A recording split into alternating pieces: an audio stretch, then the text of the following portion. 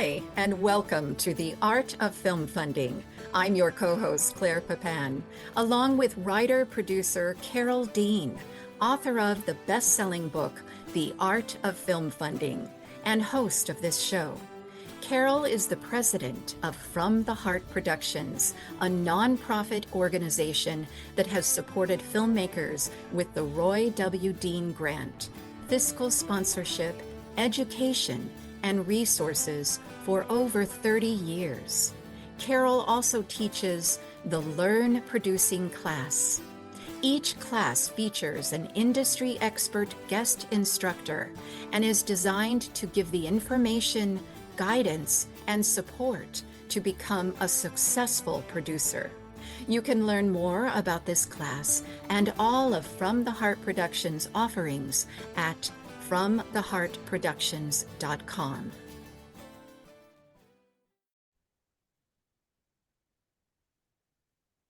Today we are joined by our guest host, filmmaker Heather Lenz, best known for directing and producing the Sundance documentary Kusama Infinity.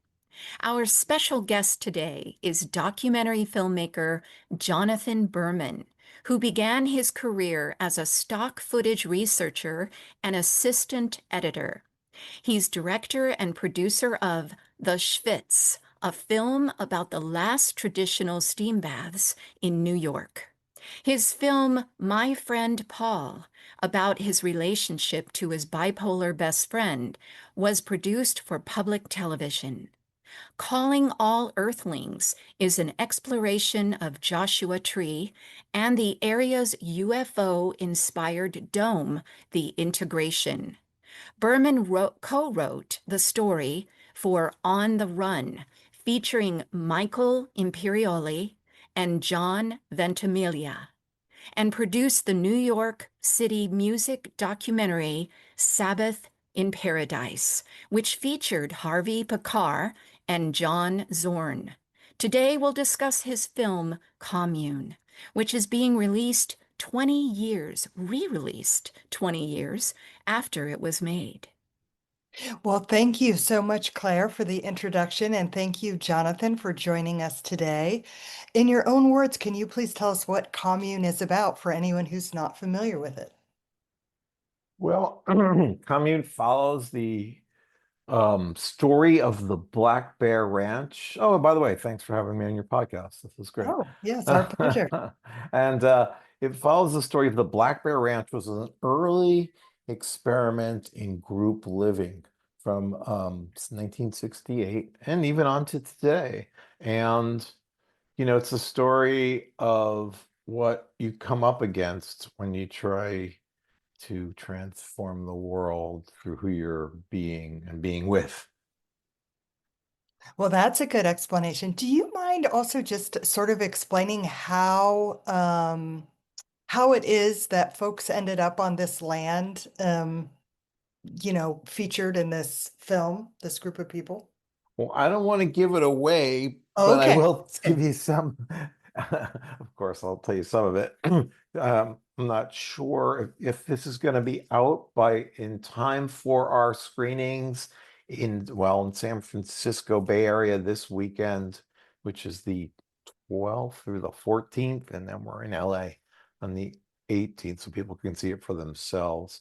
We have communethemovie.com. But the story of the Black Bear Ranch starts with Richard and Elsa Marley, a San Francisco couple, very, very groovy, I would say, in my opinion, to use a term from that era, who were traveling up in the northern, very rural parts of California. And Elsa, who was an artist, saw a company called Big Sky Realty, and she liked the name. And they stopped in, and she said, "What's this? A ranch? 20, I think it's $28,000, 24,000." And this is interesting. So that's how it started. Richard had been a labor organizer on the docks in Brooklyn and Oakland, and went on to Richard and Elsa became almost like the parents, the leaders, but there were no leaders because it was very institutional of this experiment in living. Well, thanks for that extra information. And I'm curious, what motivated you to make a film about this topic? The initial motivation came because I was talking to a producer who became our co-producer, and I was kind of pitching a film about barbecue in the Carolinas. Perfect place to start. And I wanted to do a film about that. This was before any of these food shows were on TV, so it was a long time ago. And uh, and he said, "Yeah, I'm not interested in that." Very straightforward. I was like, "Well, what are you interested in, right?" And then he said, "Well, I am interested in stuff that is off the grid." I'm like, "Off the grid, off the grid." So I was like, "Hold on." Next day, I'm like, "I found something really cool." A group of people at Black Bear uh, published a book called Free Land, Free Love. People are always pushing the free love aspect for sales, I guess. Tales from a Wilderness Commune. And a number of people from the ranch wrote a few pages in that book, and I was really struck by their conviction and kind of the contradictions in there. And we went ahead and met with the people at Black Bear, came out to California. They grilled us. We attended a reunion and they grilled us. 100 people circled me and Christian, a co-producer, in a circle and said, "You're the media. Why are you here?" Because the media, to be fair, had been unfair, had been, kind of sensationalizing and getting the story wrong often. Not always, but often. So they were rightly concerned, and we explained to them what we were up to, and that began our journey. Well, that sounds interesting, having so many people question your intention in the beginning. So after you got their approval, how did you take it from there in terms of beginning the process of making the film and, starting to presumably bring camera equipment into the situation and so forth? Well, sorry, I was just stuck on something you said a second ago. I'm just putting on myself back in that time. And we think of like hippies from the 60s and all that, and flower power and grooviness. This is not a groovy, um, namaste kind of situation. This is people interested in some kind of confrontation, uh, not in a negative way, but just to be super straightforward to get to the next level.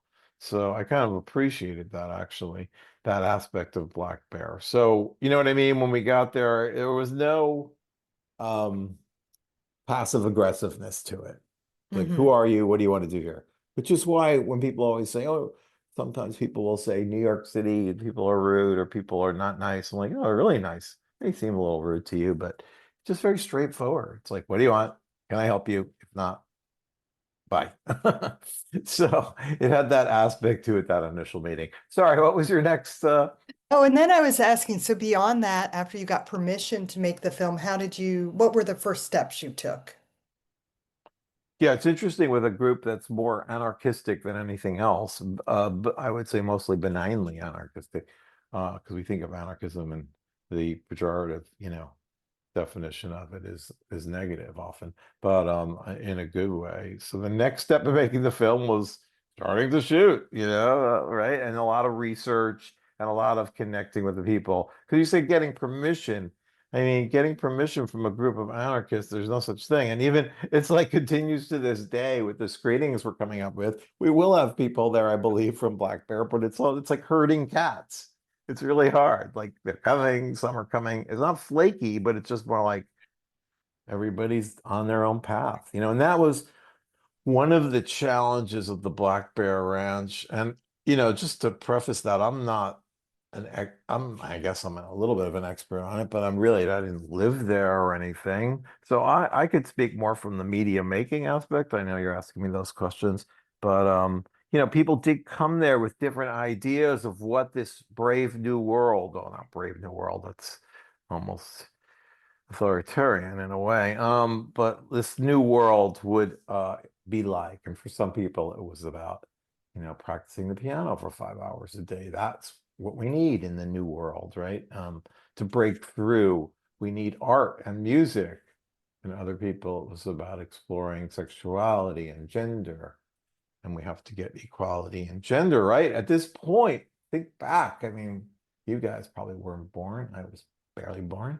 But at the point when this commune was developed, I don't believe women could have bank accounts or credit cards. So that was what they were up against, one of the many things. So many people came there for different reasons. That's my point. I see. And thanks for explaining that. And what did you personally find most inspiring about the people who live there? Well, a lot of the people we interviewed weren't there anymore. Black Bear, in a way, is like a school. People come and go. So there's many generations, obviously, that aren't featured in the film. I think someone is coming. I'm not sure if this is her, but there's a whole effort to decolonize Black Bear. That's a whole nother modern thing that happened recently. But most inspired. I think just people living up to their potential, and also the facts that most of the people, I think almost all the people in the film, went on to work on making the world a better place Hmm. through healing of medicinal and acupuncture and medicine, social work, working with the native tribes who helped. It was an equal relationship, working with the Crook Indians and other local people. Um, helping with the Salmon River Restoration Council, which is, helping keep the river healthy and the salmon around. So all kinds of great people doing good stuff. Not to say there weren't people at Black Bear who didn't go on to get into the whole business world and all that. Not that there's anything wrong with that, but that somehow just naturally did not become the people we focused on. I see. And what were some of the obstacles the people living at Black Bear Ranch had to overcome? They had to overcome. Well, you Heather, you're a filmmaker. You understand this. They had to overcome obstacles of the best cinematic kind, right? And when I teach at Cal State San Marcos, I talk to my students often about this, that there's 4 levels of obstacle. I find this useful when you're making a film to look at those, right? Little filmmaking stuff, because that's really important to me, because I'm a filmmaker and not a professional anthropologist or anything.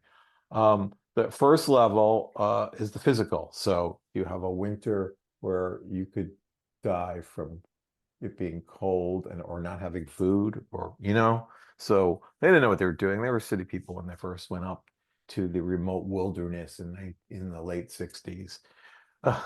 Luckily, there were local people who helped them.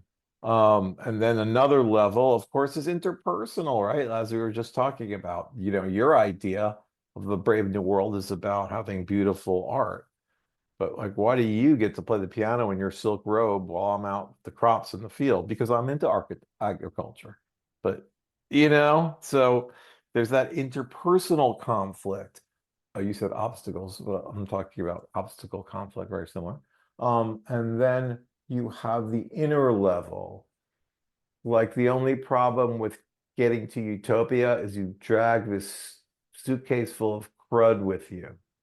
Your neuroses and your patterns and history. So there's that. And, can I do it? Am I worthwhile? All those kind of inner questions.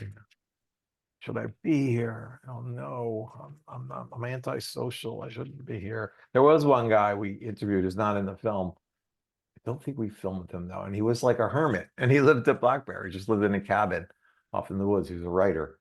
Um, and then of course the biggest level, and I think why the film can hit on a lot of levels, besides the fact that it's a good story and we have good participants in it, societal level, right? So, the story representing something bigger. Um, yeah, I mean, that's, I think, pretty obvious. And with indie filmmaking, there are always obstacles. And I'm wondering if you could talk about some of the obstacles you had to overcome to make this film. Oh, okay. You're talking about that. Okay. Or both. Um, Well, there's always the money, you know. In a way, the film is an ode to the baby boom and their children.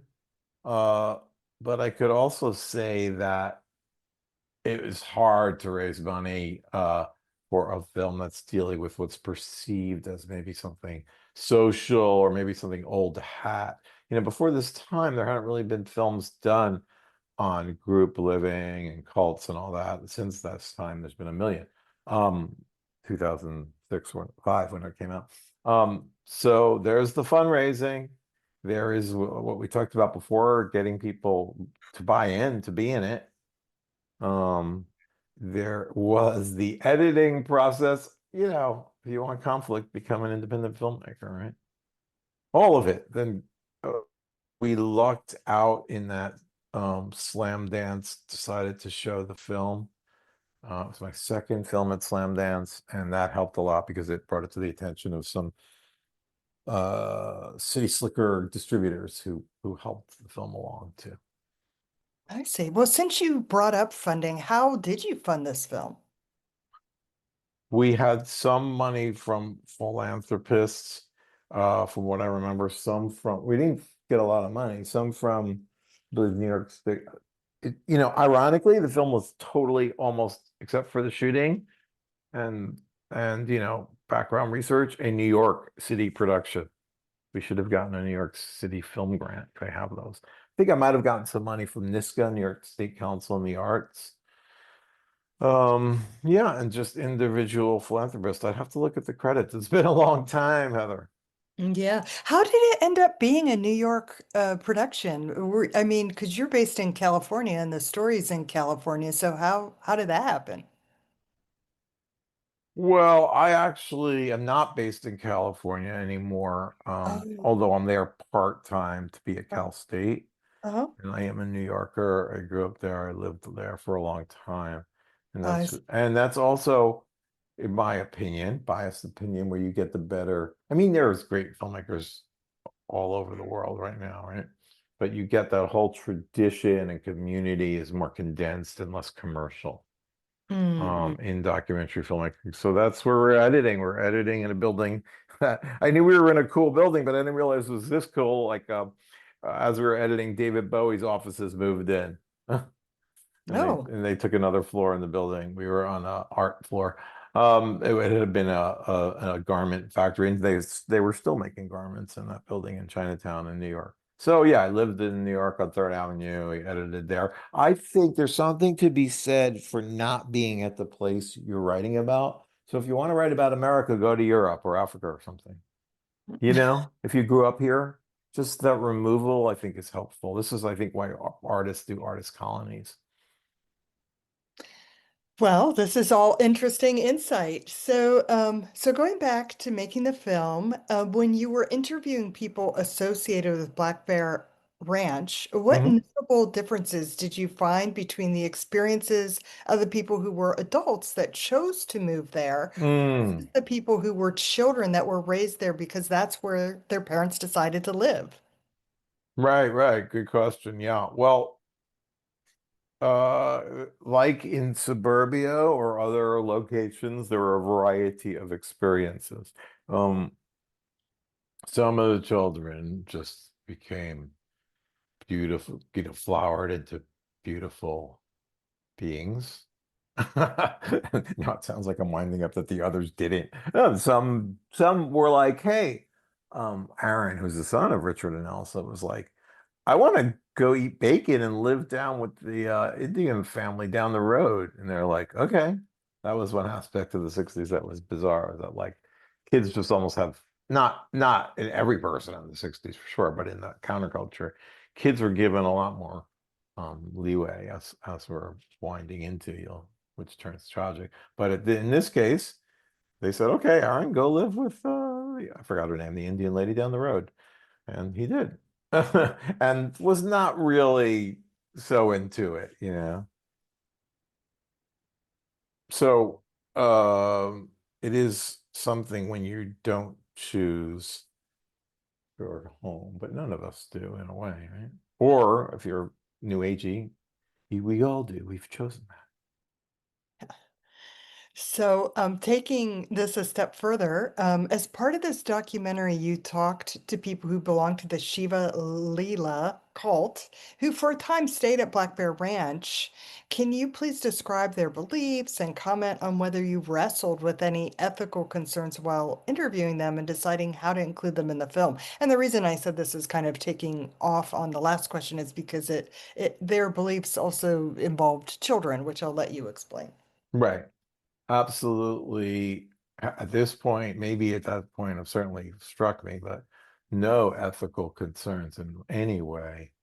Again, this gets back to the heart of Black Bear, who came up against the Shiva Lila, as you see in the film. That you gotta, the only way to get through something is strike straight through the center.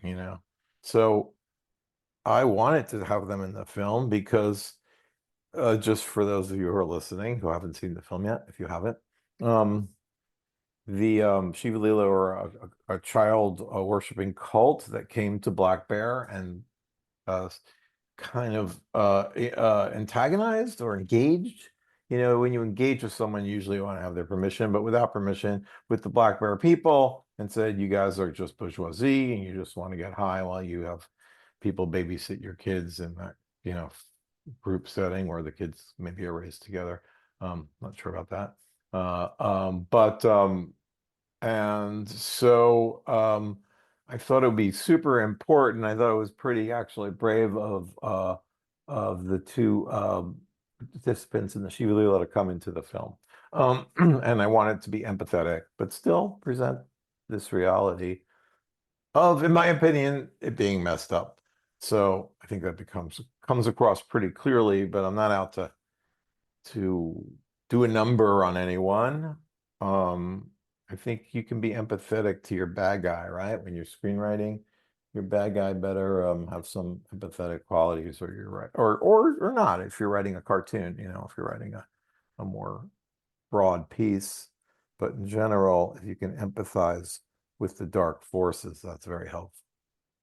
Well, one of the people in your film was a child who grew up in this situation, so she didn't choose it, and her situation was pretty rough. I found it hard to hear her story. I felt Absolutely.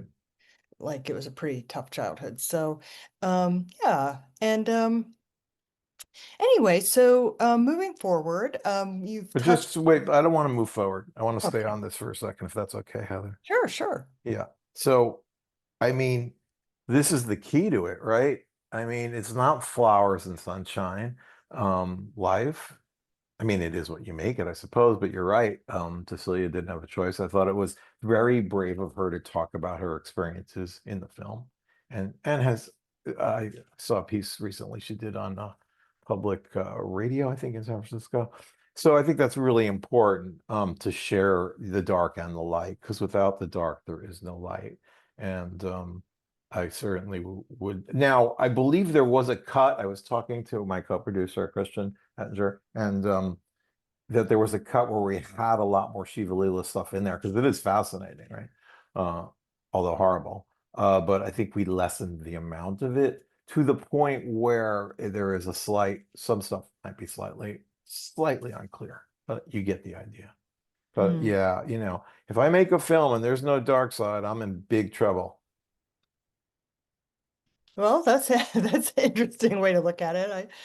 I see your point. So, in terms of editing this film, you talked about your cool location where you're editing and everything, but how long did that process take? And do you Oh my God. have any idea how many hours of footage you had or anything like that? Yeah, it's been a while, and we still have all the footage, and we actually have an archive of amazing Portapack. There's black and white footage that was shot back with the original video camera that's in the film. That's amazing. And there's a bunch of footage that's not in the film, obviously. In fact, when we were editing and we got that footage, what happened was that Elsa was like, I think someone was wandering around with a video camera, kind of doing a Pony Express, where each commune would talk to another commune, and then they would play the videotape at the other commune in Colorado, and you'd say hi to your friends and like that. And so we found this guy, and he had rotting tapes, Portapack videotapes, and thanks to the Bay Area Video Coalition, they had one of the last machines. We were able to resurrect those, and those include American Indian ceremonies that I don't think people have seen. So you better pull out those tapes. The film's never done; it's only abandoned, right? But we didn't abandon it this time. So in answer to your question, I would say the editing was about 7 or 8 months, 6 to 8 months, typical on a film like this. Mhm. And what kind of feedback did you get from the people in the documentary about the film that you made? Oh, that's a good question because I'm not doing that now. I'm doing a film now about the gondola in Los Angeles. It's an idea to run a gondola, an aerial tramway from Union Station in Los Angeles to Dodger Stadium. And it's maybe a little more in the journalistic world that I'm looking at it that way. So I'm not showing any cuts or anything, but to the people who are participating in the film, who are involved in the story, which is classic billionaire against the working class people, in my opinion. But um, we showed the cut to people at Black Bear. Like I think we mailed around the VHS or something, and we were getting every kind of comment, like, "Oh, well, if you can get a video camera and start again, I think you should do it this way." And then we got a comment like, "Well, if you take the middle part and cut that in half and put it a little bit at the front and a little bit," and another person, finally, also, I was tearing my hair out because this is crazy. But finally also said, leave Jonathan alone. He's doing his art. So in that case, we had a real experience of almost being at Black Bear, that kind of anarchism. Well, one thing's for sure, you can never please everyone, you know? Right. And in a case like that, uh, in the new film, for example, I'm going to show the film to participants in it and experts just to make sure I don't get any of the facts wrong. I think that was one of the main reasons we were sharing it from a kind of journal on that level of fact checking. Right, right, right. Yeah, that is important. Mhm. So this documentary, it's being re-released 20 years after it was made, and this isn't common with documentaries. And I wonder what led to the decision to re-release the film and what made you think there'd be an appetite for the film at this particular time? Right, right. So we were upresing, right? You have a lot of filmmakers making the film look better and applicable to play on every streaming format, where it'll eventually return. It might be a while, and it might be bigger platforms. But in the process of doing that, I was like, wait a minute, we should pull this out because what's happening right now, in my opinion, and I think in a lot of people's, I think 2/3 of the country's opinion, is that we're under siege from an authoritarian government. And it's very worrying. And whereas when the film came out in 2005, it was almost a curio, hey, this guy, and this story is like a re-examination of what we think happened in the 60s. And it's suggesting that there were a lot of successes that just became trends and they got absorbed into commercial entities in some ways. But now I feel like it's back to the 60s and worse, like just from that political perspective. And even though the film is not explicitly political, uh, there's obviously political ramifications about every choice you make on the personal. That was a saying from that era. The personal is political. So, given that we were making the film look better and more playable on every kind of device, I thought, well, let's just put it out in theaters and kind of get a little more, a little more speed on the ball. Mm-hmm. And so what's it? I know you're in the middle of doing these screenings, but you've already had some. So how are audiences reacting to your screenings you've been doing recently versus the initial screenings 20 years ago? Well, many of them are walking out in disgust and asking for their money back. And I don't know why. No, I'm kidding. The audiences are great. people want to talk afterwards, right? Which is always a good sign of a meeting or an event. So, for example, we had a wonderful screening in not Hudson, we did Hudson, but we did another Beacon, New York. This area where I am now is kind of upstate New York, has always been a hotbed for some reason of communal stuff and movements. And we stood around and talked afterwards for an hour with people. And we did the Q&A for 20 minutes and then we kept going. So it's been really heartening. People want to talk. People, I think, one of the reasons also to do screenings, it's a film about being together. So you're going to watch the film huddled in your corner in your hoodie on an iPhone, or are you going to watch it with a group of people? So that just seemed to make more sense. And when you say you're in upstate New York, where are you located? Oh, right near Woodstock. Not Oh, I see. Well, that not the festival, the town. right. Mhm. Okay. So as the filmmaker watching the film with fresh eyes, after many years, is there anything about the film that you think you would have done differently? Yeah, well, as you know, as a filmmaker yourself, I said this before, I forgot it's from some old time smarty. The poem is never finished, it's only abandoned. Have you ever heard that one, Heather? Not that one, but the variation you said earlier, but Yeah, exactly. yeah. So mostly I'm happy with the fact that it plays, narratively speaking. Like, our first screening was at Upstate Films in Rhinebeck, New York, and I could tell that the film still played. You know what I mean? Like people weren't like checking their phones or anything. That's always the thing when you're doing test screenings. Like, are people just like you can feel when people are getting bored? I don't, Mhm.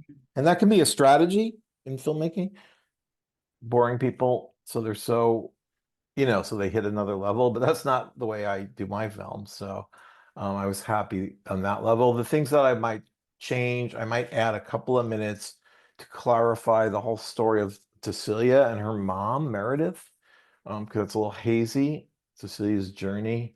And then maybe a touch more about how they made money, although it's in there. At one point, we had a title card that said how they made money, but really don't Mm. need that much money to live in the woods off the land. Yeah. And I'm sure you know that a few years ago, a high school teacher named Tad Cummings kidnapped a student, and for a while they hid at Black Bear Ranch. As someone familiar with the ranch, how did you react when that was in the news? Yeah, I just saw that in the last few months. I mean, obviously, it's terrible. When you make films about counterculture and stuff that's off the grid, you tend to run into this. I'll give you a weird example is when I did my first film on the Russian baths, the Shvitz, about the old-timey steam baths and urban life. I found a film in the archives, I think it was at Library of Congress, called Ladies' Night in the Russian Baths. And in that film, it's a silent film, gangsters decide to hide out at the Russian baths. So this idea of hiding out in these off-the-grid spaces is very popular. This is one of the reasons, by the way, that blackbearranch.org, I'm not their publicist, but a couple of people asked me to say this. You can't just show up there anymore. You have to write a paragraph and on their website, send it in so they make sure that this doesn't happen again. Mm, mm, Right? Because what happened was when the film came out, it was in theaters, it was on Netflix for like a year, I think. So some people may have seen it there. Um, and Jerry Garcia of the Grateful Dead died. Great musician. And all these deadheads who some of whom traveled kind of with the band, selling sandwiches and t-shirts and stuff. They didn't have any place to go. So somehow they got it in their heads to come to Black Bear. And because the film had come out, and apparently like scores of people came at that point. So mhm. they just want to vet people a little bit, which I get, especially. Yeah, so I'm not fully familiar with that story, but obviously doesn't sound very wholesome. Yeah. And as both a filmmaker and you mentioned your professor, what advice would you give to aspiring documentary filmmakers? Find another job. No. Uh, let's see.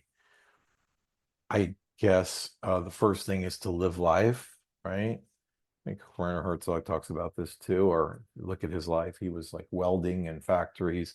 Go study, don't study film, study undergrad, study humanities, history, art, philosophy, ground yourself in knowledge and then go have applied knowledge and adventures and experiences in the world so that when you make your films, you've got something you want to talk about and some smarts, Mm. but beyond that, find something that really you're passionate about and interested in, because you're probably gonna, if you're doing like what they call one-off or feature documentaries, you're gonna be living with this for a while, right? In the best of cases, there's 7 months of editing and 5 months of before and after and a year of distribution, and you're gonna be living Right. with the story. So yeah, some stories have come up, like for example, the Shiva Lila. Like, yeah, that whole story deserves a full film, but I don't want to live in that darkness for that long.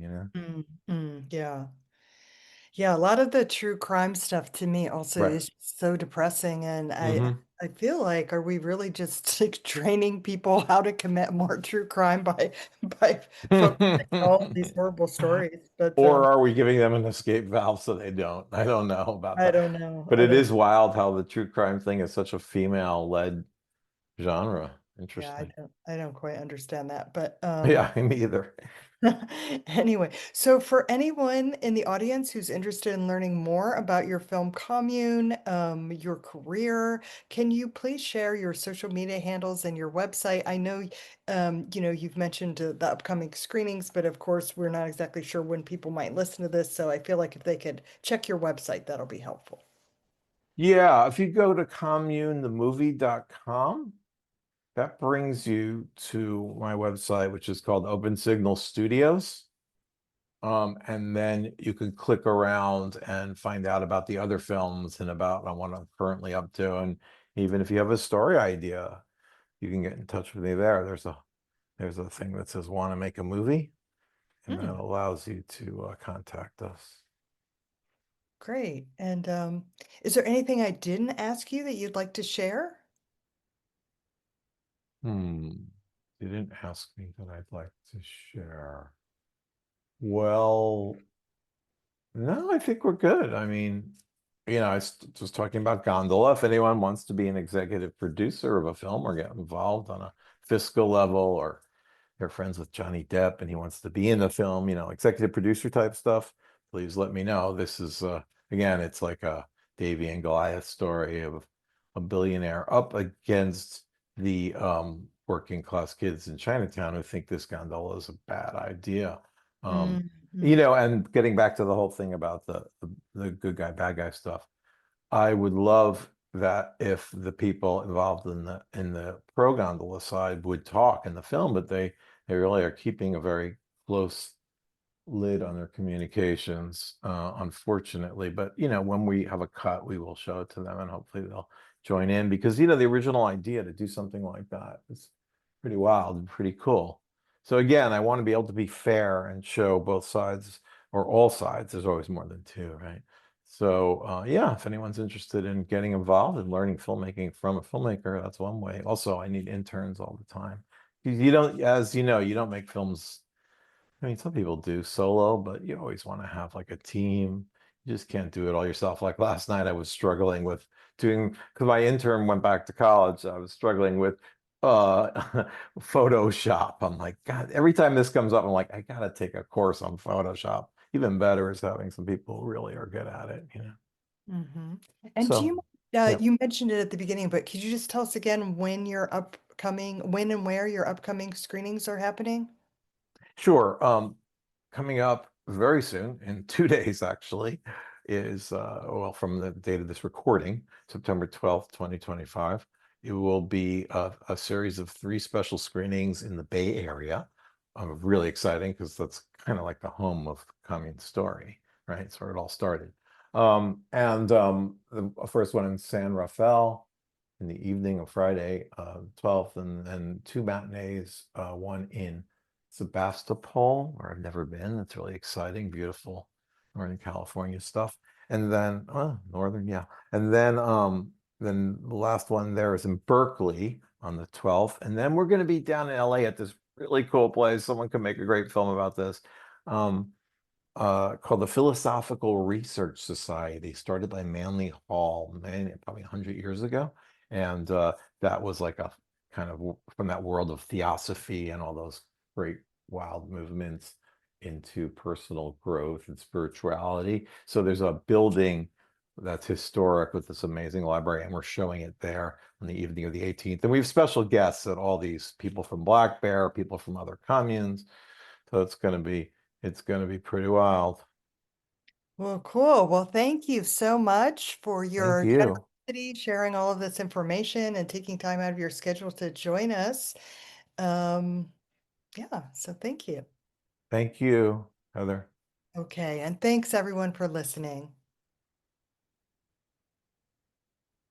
Now, in its second edition, Carol Dean's popular book, The Art of Film Funding, has 12 new chapters to cover all areas of film financing and how to avoid expensive pitfalls. Learn how to start with an idea and end with a trailer, how to make an ask for money, create your story structure and your trailer, legal advice, fair use, successful crowdfunding, how to ask for music rights, and what insurance you can't shoot without. Available on Amazon under Carol Dean and at FromTheHeartProductions.com. I want to remind our listeners that David Rakelin is a brilliant and talented award-winning musician who scores films and can compose music for a trio or for a full orchestra. David is a very good friend to the independent filmmaker and comes highly recommended by From the Heart Productions. If you need music to help tell your story, please contact him at davidrakelin.com. That's David, RAIKLEN.com. And Carol and I want to thank you for tuning in to The Art of Film Funding.